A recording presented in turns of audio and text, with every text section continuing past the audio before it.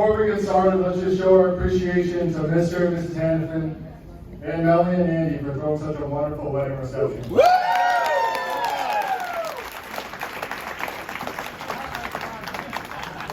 And thank you to Zachary, Grant, and Kate Braun for all of his lighting, and of course Stephanie for all the beautiful flowers. All right. Z-Man! I hope everyone enjoyed the open bar, right? Okay. Be careful though, don't get too carried away. There are undercover officers throughout the venue tonight. They're disguised as Melanie's brothers and cousins.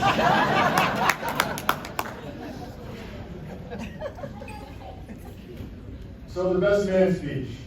Apparently this is the moment everyone waits for at the wedding, so buckle up. I'm a little surprised Andy chose me to be his best man, to be honest. In 25 years, he's really seen the worst out of me. He's had to carry me home drunk a couple times. Brian Hersham was there both times. I've crashed his car, and I've also broken so much of his stuff. This one time, I broke his brand new driver at the driving range. And after I broke it, I took it back, I took the head of the driver in the sleeve that it goes in, and I put it back in his golf bag. The next time we tried to golf, he saw what had been done, so I did what any smart person would do in that situation. I blamed it on Joey. So we've also gotten into it a few times physically.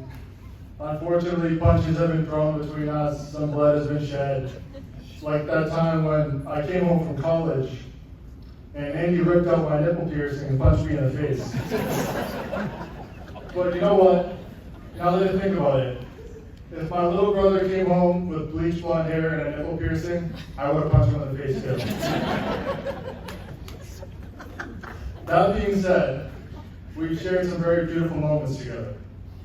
Like that time when Andy was 12 years old and he hit a walk-off grand slam in Cooperstown, New York in the final game of the tournament. When he was rounding third base, I was so excited for him that I ran out from the stands. And I was sitting with the parents, I wasn't on the team. I ran out from the stands onto the field, and when he crossed home plate, I kissed him on the lips. True story.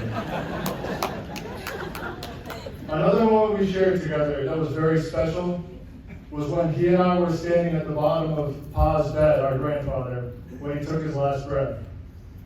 I wouldn't have wanted to with anyone else during that moment. Pa, Andy, and I were best friends, and he's definitely watching over us right now with a smile. In all seriousness, Andy and I, we've been through so much together, and it's really an honor to be chosen as the best man. But it's got me thinking, if I'm the best man here, then why is Melanie marrying him? Okay, let's get started.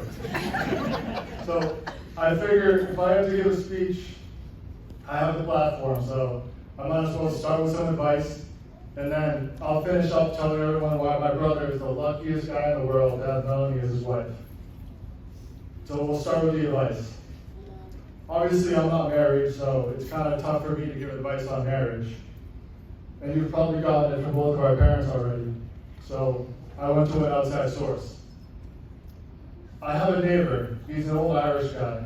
His name's Seamus O'Flannery. I hope no one here knows Mr. O'Flannery, because I'm going to throw him under the bus right now.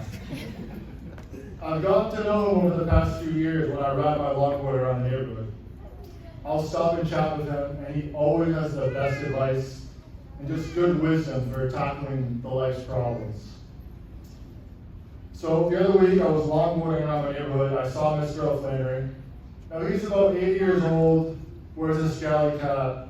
He's got a clover tattoo on his forearm, just painting the scene for you guys. And I told him that my brother's getting married, and he asked me to be his best man. He congratulated me. I said to him, Mr. O'Flannery, for his best man speech, I want to give him some advice on marriage. I told Mr. O'Flannery that I always see him and his wife walking around the neighborhood, holding hands. He'll sneak in a kiss on her cheek every now and then too. The guy's a stud. Stud. it really seems like him and his wife have cracked the code. And I mean, as all you married people know, marriage is a lot of work. So he tells me, young lad, I'd love to give you some of my best marriage advice. I said, wait a second, let me get the notes out of my phone so I can write this down. And this is what I'm reading to you. He said, on mine and Erin's 20th wedding anniversary, I booked a flight back to our homeland in Port Cairo. I paid for this amazing home that overlooked the mountains. The scenery there is beautiful. The weather is perfect. There are magnificent churches that she loves, and the food is delicious. He then said, and on our 40th wedding anniversary, I flew back to Cork and I picked her up.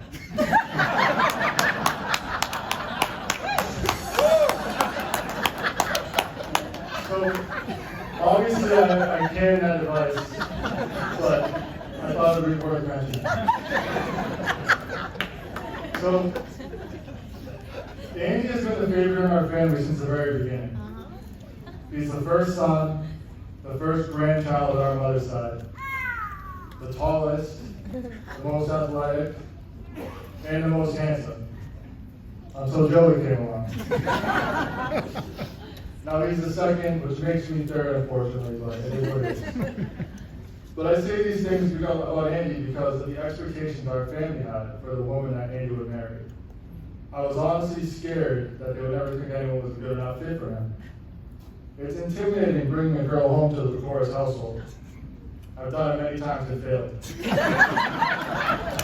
So, in my fear, I would pray for Andy, Joey, and myself to meet someone that my family loves one day. Now, I don't want to take credit here, that's not what I'm trying to do. But no one knows about this, and I thought this would be a good time to say this. But I prayed a 9-day novena prayer specifically for Andy to meet a good girl. And on the 9th day of that prayer, it just happened to be Taylor and Jordan's wedding. That's where Andy and Melanie met. So I had a feeling from day one that Melanie was part of God's plan for Andy and for our family. Once Andy started bringing Melanie around, I've never seen my brother so happy in his entire life. I've sat next to him at Fenway Park, we've seen walk-off home runs in the playoffs, and he's never smiled like he does when Melanie makes him smile. Since meeting Melanie, I've seen her bring the best out of Andy. He works harder now than he ever has. He's gotten 2 job promotions since he's been with Melanie. And he's learning to fold his clothes and organize stuff on his table. Thank you, Melanie. Not only Andy has been touched by Melanie, but so has my family. My whole family loves you, Melanie. We are so excited that you are the chorus.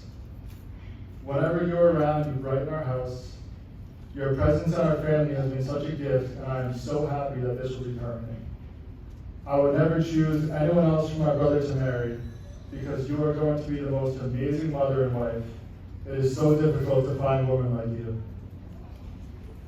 The 2 most common things I said to Andy about Melanie are, 1, you better not screw this up. And 2, are you sure she doesn't have a twin? I really know how blessed she is to have such an amazing life. I'm so happy for the both of you. You have truly showed me and everyone around us how to properly date, discern marriage, and live a God-fearing life filled with joy and love. I will always pray for you guys to have a healthy marriage, and yes, I accept. I would love to be the godfather of the firstborn. Thank you everyone for coming, and now if you would join me if I raise my glass for a toast.